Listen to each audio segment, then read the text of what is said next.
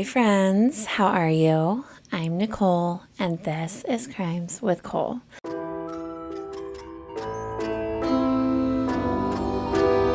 So, hello. How are you guys doing today? I hope you all are having an amazing day. I hope you've had a wonderful week and are ready for the weekend. Today, we're going to be talking about Cathy Walker. Now, Cathy Walker thought she had found paradise living in Hawaii with her husband, who happened to be a U.S. Army medic. But behind the palm trees and the postcard views, something sinister was brewing.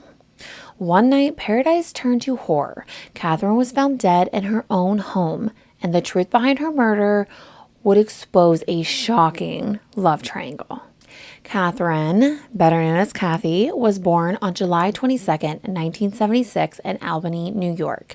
She was always such a happy girl, very accepting of people, never judgmental.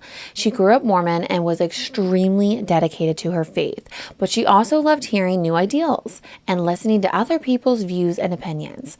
She's never debated things with people. She was just very accepting and liked to listen. She truly believed you should love everyone for who they are. She loved to hang out with her friends, try new restaurants around town. She loved listening to music and dancing. So in 2001, she had met Michael through mutual friends. Michael grew up in Vermont, but had a lot of family in New York, so he was visiting very often. And Michael was fun, outgoing. He loved to joke around. He grew up Mormon as well, so it really made their connection between one another strong. Michael had eventually proposed to Cathy, and she said yes. And the two had gotten married on May 16th, 2003. Michael was a medic for the Army, so the two of them moved around a lot. Cathy loved it though. She loved meeting new people, having a change of scenery. In 2013, they ended up in Oahu, Hawaii. They lived in the Army base housing, and Michael had a job at the Triple Army Medical Center. While he was busy working, Cathy kept herself busy by attending events and helping out with the local LDS church. She also was a part of a women's group and helped lead a youth program. So she certainly kept herself occupied, and not only did it give her something to do, but it was something she genuinely loved doing. She was really just like that kind, warm-hearted, loving person. And Michael was too for the most part. He was involved with the church as well, and he led the church's Boy Scout group and helped out whenever they needed him.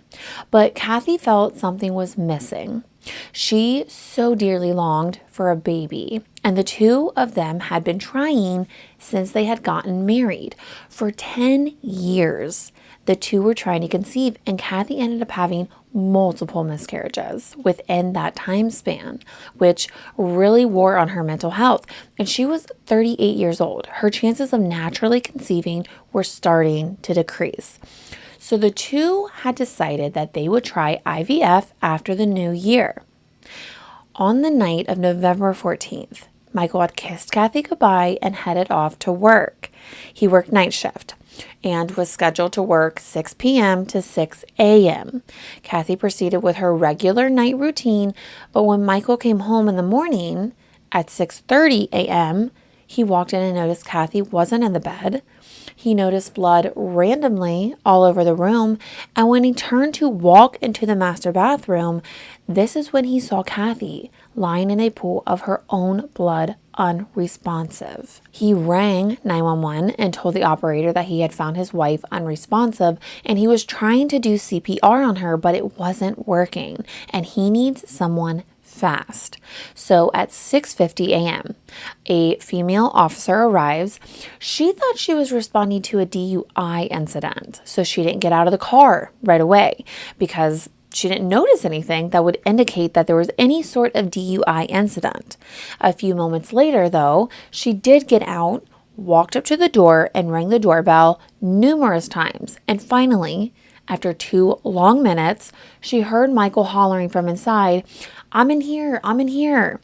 Michael finally opens the door and explaining to the officer everything he just discovered from the moment he had gotten home. And as the two were walking upstairs to the bedroom, the officer saw exactly what Michael had described. She saw Cathy lying on the bathroom floor in a pool of her own blood, a knife by her side, one arm above her head, and the other one lying down at her side.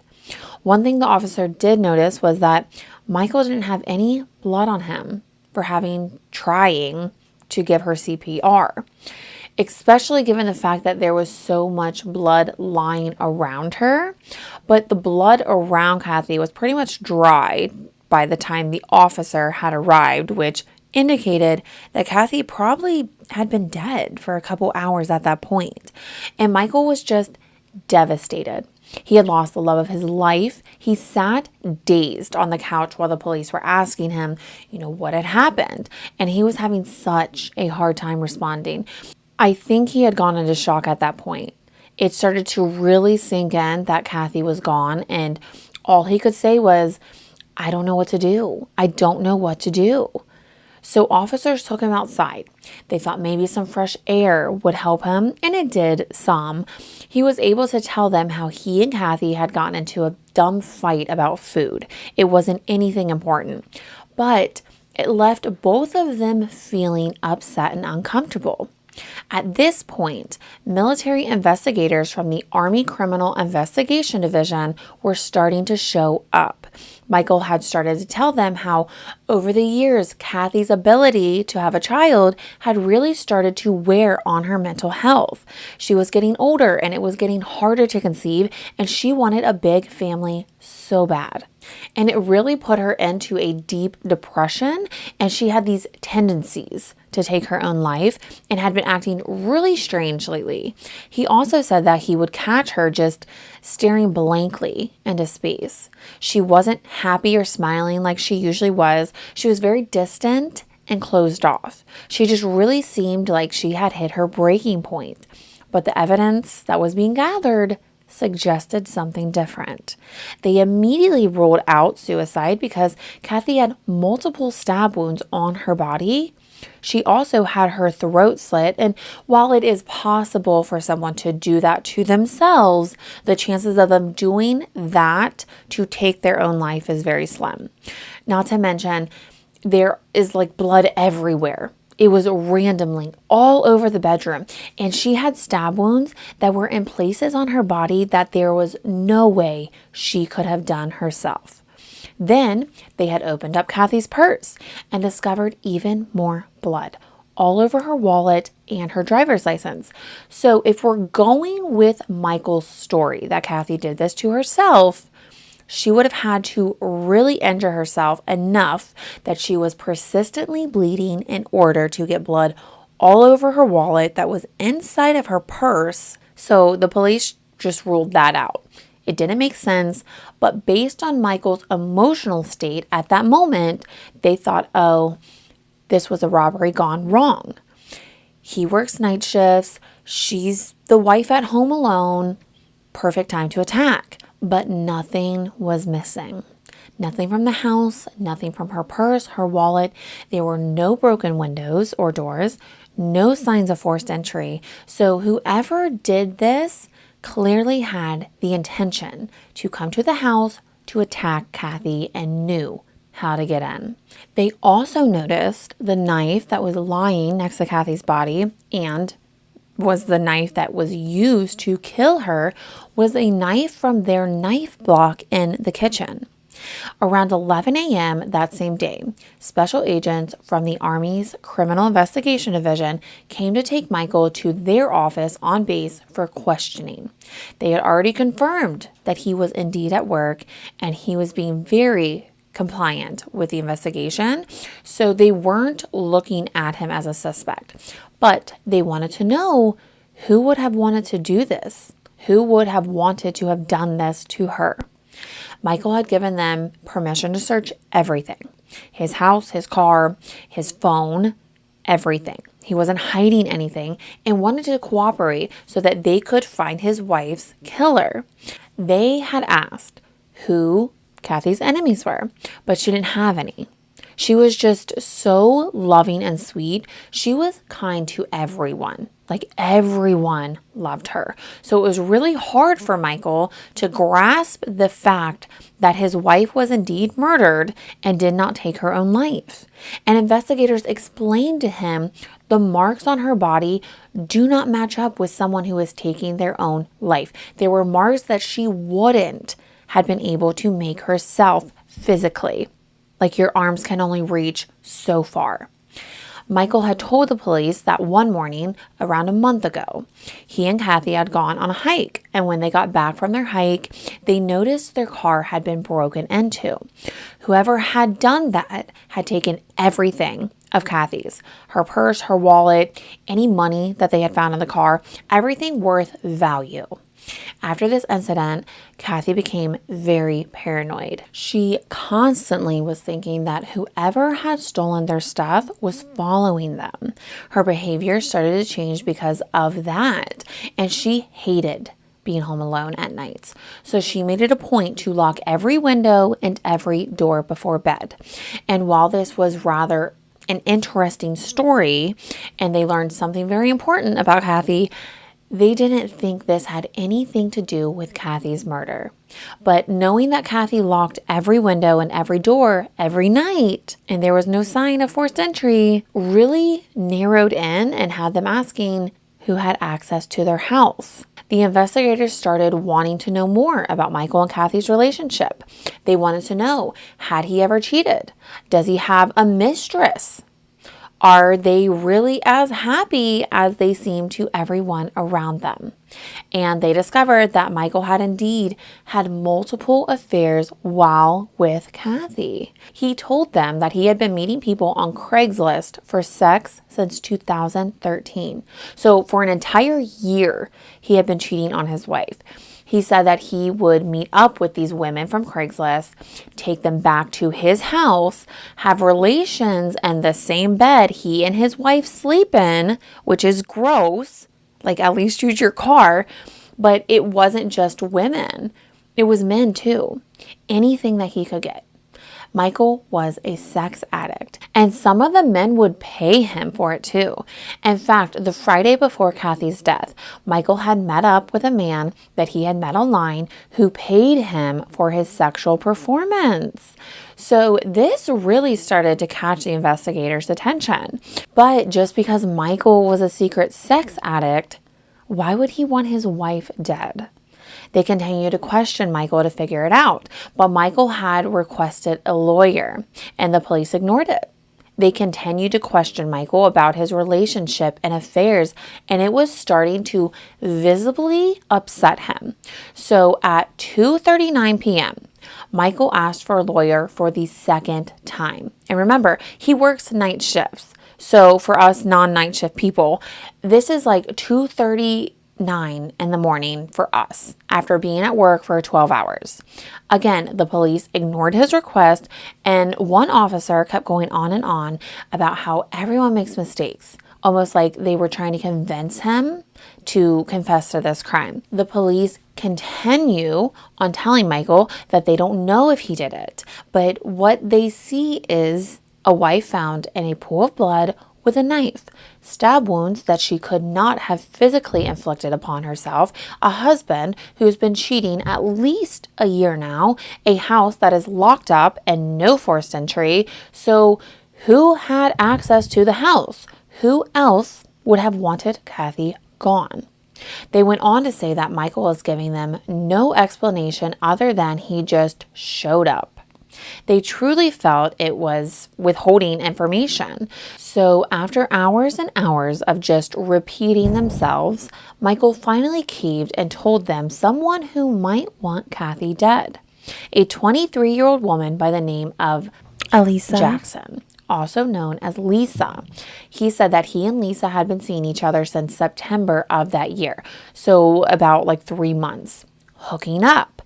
And as the months passed, Lisa became very obsessive with Michael. She was extremely attached and wanted their relationship to be more than just a sexual thing. She wanted to be with him, like have a legit relationship. But Michael made it very clear. He only wanted sex. He didn't want a relationship. And when he told her this is when Lisa turned into a psycho bitch. According to Michael, Lisa said that she would kill his wife to be with him. So he broke things off with her. He said she was being ridiculous, making threats to him. Now, naturally, the police were confused when this got brought up. Why has it taken hours of questioning for you to just now tell us about your crazy sex fling? They asked him point blank, does Cathy have any enemies? Could any of your sex flings had done this to her? And Michael never thought to mention it until now. Michael told them that he never took Lisa's threats serious. He didn't think she would actually do any harm, just talked a lot. But as they kept talking about Lisa, it was like Michael was coming to terms with the fact that maybe he had underestimated her. Maybe she really did do it. Except the police felt like Michael was really trying to lay it on thick about him coming to the realization that this was all Lisa. It didn't seem right. It seemed like he was putting on a show. Finally, at 10 p.m., this is well over 24 hours of being awake. Remember, his shift starts at 6 p.m. the previous night. They finally released Michael, and they took him to an apartment so that his house could finish being processed for evidence and cleaned up. Once Michael and Cathy's friends found out, they all were slightly scared that there was a murderer on the loose. They thought surely if they could break into their house, they could do the same to ours. As they all started to learn more and more about Cathy's death, they all started to learn more and more about Michael's secrets. He wasn't the man they thought they knew. The police started to talk to all of Cathy's friends and neighbors and learned how Cathy was, in fact, a nervous wreck the last couple weeks because of that robbery incident while hiking. And they also all said that Michael had absolutely nothing to do with this. Even Cathy's father said Michael would never do anything to harm his daughter. However, the police also had spoke with everyone that Michael had invited over to have relations with, and none of them said they had ever met Cathy, but Michael was all the time complaining about her. He said he was never getting enough sex from her, so he had no choice but to search for it elsewhere. And he certainly was getting it elsewhere. On his phone and computer, there were hundreds upon hundreds of messages between him and his sexual flings, talking about meeting up, what they were going to do to one another. Some mentioned about being paid for his services, but the one person Michael was sending an ungodly amount of messages to was Lisa. Lisa had worked at the Regal movie theater and was currently attending community college. She lived on the base with her parents. Her father was in the military. She and Michael lived 1 mile apart from each other. The police didn't understand why Michael had been texting her so much because he told them that he and Lisa broke up a while ago. So they brought him back in for questioning, and he told them that he and Lisa used to have relations with one another regularly, and it was easy because they were right down the street from one another. He said that Lisa got way too attached, way too fast, and at one point he and Cathy had gone to the movies and Lisa was there working. She got extremely jealous and upset and sent him some messages saying, "How could you sleep with me and then bring your wife to my work and flaunt her in front of me?" Which I think any side chick would feel that way. I don't think any of them want to see the man they're sleeping with his wife. But apparently during these angry texts, she said to Michael that she would kill Cathy so that she and Michael could be together. This is when Michael had supposedly told Lisa to go fuck herself, to leave him alone, leave Cathy alone. And that's when he had officially broke things off between the two. And he hadn't spoken to her since.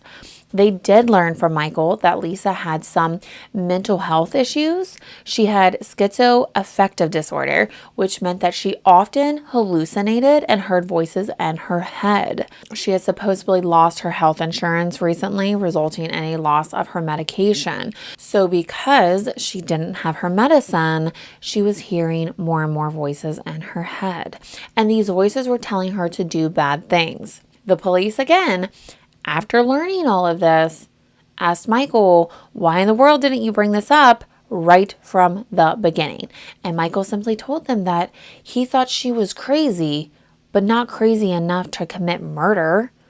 They decided to go talk to Lisa themselves. And when they had got to the movie theater, she wasn't there. So they asked if anyone there was friends with her and if they could speak with them. One of the girls there said they were friends with Lisa and they were pretty close. They liked to go out and hang out together. And this friend said that Lisa did have some struggles, but overall, she was a really nice girl. But they also said that Lisa was working on November 16th and she was acting weird the entire time. Like her mind was somewhere else. She said that Lisa was fidgeting with her hands and kept pacing back and forth, and that Lisa had told her that she hurt someone the day before.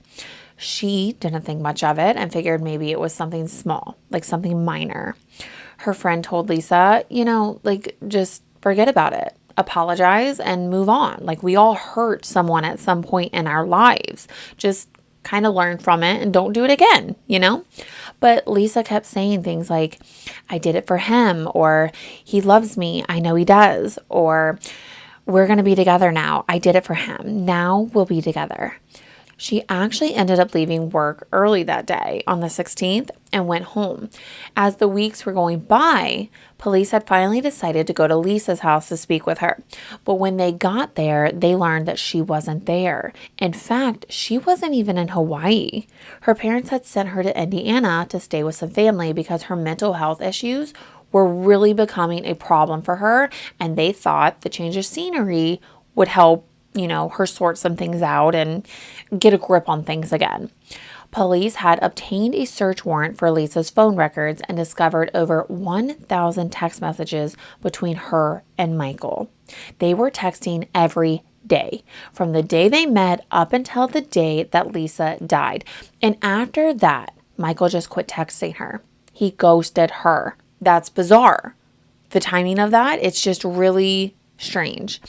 Everything about Lisa is actually kind of sort of strange. But in April of 2015, Lisa was arrested for the murder of Cathy while in Indiana. She was brought back to Hawaii and police questioned her. They told her Michael is calling her crazy, saying she killed his wife so they could be together. And it wasn't long before the truth started to emerge. Lisa first started telling them about her and Michael's relationship. She said that she could relate to Michael. He understood her. She understood him. They had a real connection. It wasn't just sex. She said she also knew Michael was married from the beginning, but that was okay. She didn't mind being the other woman. She said they'd go to dinner together. They'd have drinks together. They just would talk for hours and hours. They even gave each other nicknames. He was Daddy Cakes and she was Baby Girl. Now, apparently, after Daddy Cakes and Baby Girl were intimate with one another at Michael's house, they were sitting on the couch, hanging out, and this is when Michael had revealed that his deepest, darkest desire was for someone to kill his wife. Now, according to Lisa, when Michael said this, it was almost like he was insinuating that he wanted her to kill his wife so that they could be together and be in a real relationship. But Lisa wanted to know why Michael couldn't just divorce Cathy. Why did she have to die? And he told Lisa that he couldn't afford a divorce.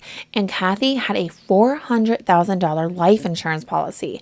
That would give them a great start to their new life together.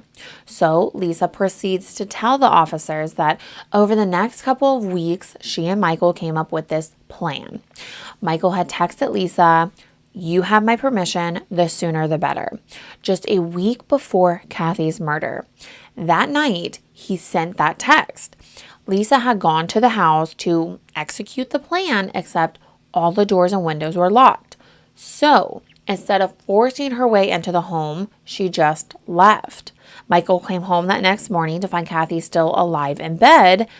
I could imagine the disappointment he had because he quickly texted Lisa, "I need my desire taken care of soon. I'm going crazy." Lisa replied, "I know, Daddy Cakes. I was going to, but I ran into a problem, an access problem." Michael responded, "Oh, I see. I can help with that." So on November 14th, Lisa and Michael had met up in a parking lot to fine-tune this plan. Lisa was going to try again that night. He told her that if he texted her the word good, that means to go ahead and use the back window. But if he texted her the word bad, that means she should use the house key that was hidden in the gravel. I'm confused why she just isn't using the house key anyways. But regardless, midnight came and Michael texted the word bad. So Lisa went to the house wearing dark clothes, gloves, everything to cover her up, grabbed the key, and let herself into the house. She first went to the kitchen and found the knife and the knife block. She made her way upstairs to find Cathy lying in bed asleep. She then stabbed her multiple times. Now, supposedly during this attack, according to Lisa, Cathy had woken up, jumped up out of bed, grabbed a hold of Lisa, and asked her who she was and what she was doing there. Lisa continued to attack and stab her until Cathy had fallen to the floor. Once Cathy was lying on the floor, Lisa had gotten on top of her and stabbed her in the neck. Lisa also said that towards the end of this brutal attack on Cathy, Lisa asked Cathy, "Do you forgive me?" And as Cathy is lying on the bathroom floor, bleeding out, gasping for air, and trying her hardest to hold on to the small amount of life she has left, she replies, yes. Was that part of Lisa's story true? I don't know. I think probably not. But according to Lisa, that's how the night played out. Lisa then waited an additional 30 minutes, sitting there, watching and waiting Cathy to take her last and final breath. Afterwards, she got up and went and looked in her purse to retrieve her driver's license to make sure it was the right person. Yes, she waited until after the fact to make sure she had gotten the right person. After she confirmed it was indeed Cathy she had just killed, she left and went home and waited patiently for Michael to call or text her, but he never did. This sent Lisa into a huge panic attack, and it started to sink in what she had just done, as she felt horrible about it. She made it very clear to the police that she hadn't heard from Michael since she had killed Cathy, and she was battling with her schizoaffective disorder at that time because she wasn't on her medication. Lisa was officially charged with Cathy's murder, but Michael also played a huge part in all of this, but they didn't have concrete evidence that he had any part of it because Michael's defense team could have easily just said, no, Lisa's just a crazy lover that clearly wanted Michael for herself. None of their text messages were direct. They were all very vague about a desire Michael wanted fulfilled. So investigators had gotten in touch with Julie, Cathy's sister, and she decided that she was going to help get Michael caught. She had discovered that shortly after Cathy's death, Michael already had a dating profile made and was out searching for love again. She had 2 phone conversations with Michael. The first one lasted about an hour and a half. The next one probably like 30 minutes or so. Both were recorded. The first conversation, they talked about Cathy's death, and Michael stuck to his story that he doesn't believe it was a homicide. There's no way anyone would want to do that to Cathy. And at one point in their conversation, Michael said he kind of hoped the police didn't discover who did it, which is, somewhat of an odd comment to say. So finally, in November 2016, Michael was arrested for aiding and abetting a first-degree murder and was denied bail.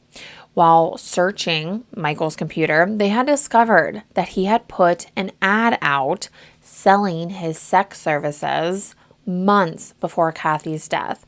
But they also discovered 19 videos and 92 images of children engaging in sexual activity.